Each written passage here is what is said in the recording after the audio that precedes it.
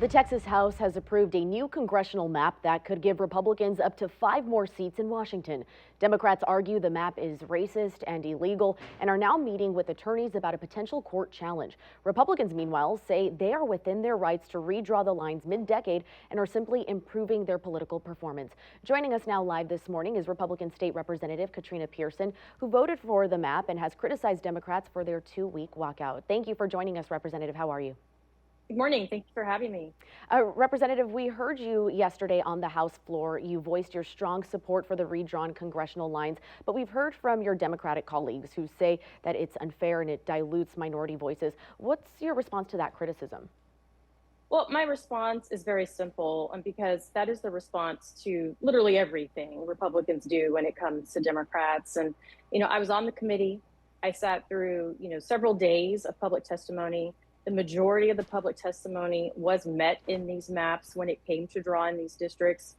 Minority expansion is in these current maps, and a lot of it is just lies. It's just race baiting and victimizing, and I just got really tired of it. We are well within the law to draw these maps. We are long overdue for these maps. And we have a population in the state that has not been represented under the previous map, or the current map rather. So this new map will have more representation for minorities in the state of Texas, and that's why I support it. And obviously this has drawn out strong reactions from both sides, but you've also said Democrats' walkout delayed flood relief for victims of the deadly July 4th flooding. The only major action taken, though, at the Capitol so far during these special sessions have been on redistricting. How do you respond to that criticism that Republican priorities are misplaced? Well, I would have to disagree with the term major action. If you're talking about being on the floor and voting, we've only had one vote so far, but the action takes place in committee. And we were having flood hearings before they walked out. In fact, before redistricting even occurred. So in the House, if you're not on the floor, that doesn't mean you're not working, because the work is actually done inside the committee. You have to hear the bills. You have to do the testimony. You have to make the bills better. You have to amend. You have to substitute them before they get to the floor. And that's what happened. That walkout delayed flood legislation. We probably would have been able to vote on flood legislation at the same time had they not walked out. And hopefully a flood vote is happening sometime in the near future. My last question for you, Representative, is we know that the maps were redrawn just a few years ago in 2021, and this was led by Republicans. But we know that this most recent redraw happened, came at the governor's request after some pressure from President Donald Trump. But Republicans didn't have an issue with those first maps. Do you think there's any correlation there that now Republicans feel something has to be changed after getting that phone call from President Trump? Well, no, I think what changed is the Democrats, sued on the original map that we're dealing with now. And also the laws changed in 2021. So if they're not happy with the current map and the laws changed, the new map is drawn according to the new laws. And that's what we have today. Representative, thank you so much for your time this morning. We appreciate you. Of course, we will be bringing you updates on the Capitol floor as this redistricting battle continues. At the live desk, I'm Abigail Velez.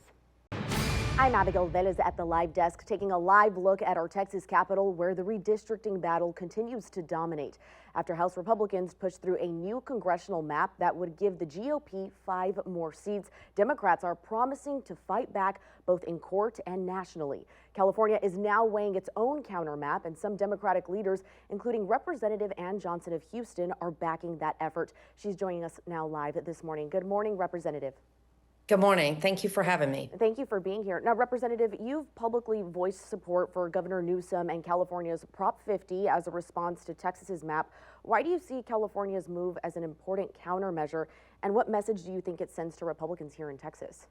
Well, Texas Democrats realized weeks ago that Republicans were trying through the shadow of the night to steal 5 seats before the next election, to determine the outcome before anybody has a chance to vote, because they are afraid of voters, because their policies are so bad. And so I am grateful that Democrats around the nation have now been awoken to the fact that Republicans are trying to steal the next election, and they are responding in kind, and only in kind. So don't forget, California has an independent commission.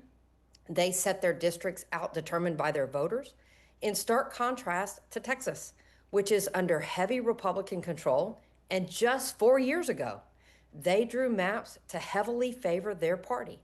It's not been enough. And so now we've done something extraordinary called mid-decade redistricting. It's really not normal, despite what they suggest. And just as you said earlier, Governor Abbott wants it to be a deep red now color. The problem is you can't change the color of party on the backs of the color of minorities.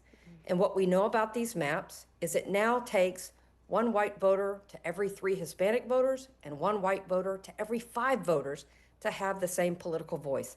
That is blatantly discriminatory and racist. Representative, we heard you talk passionately about this yesterday on the House floor, but we also heard that Republicans accused Democrats, including yourself, of holding up flood relief by breaking quorum for 2 weeks. How do you respond to that criticism? Absolutely not. I sit on the flood committee. Don't forget, y'all all know you're in Austin. Governor Abbott, with a stroke of the pen, can do a budget execution and provide relief. He could have provided relief from July 4th, when he wasn't even in town, all the way until he called the first special session.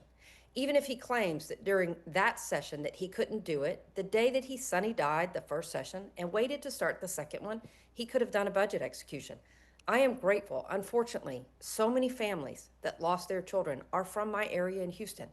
And I am grateful to those that had given me courage and said, we understand the fight you're doing on redistricting.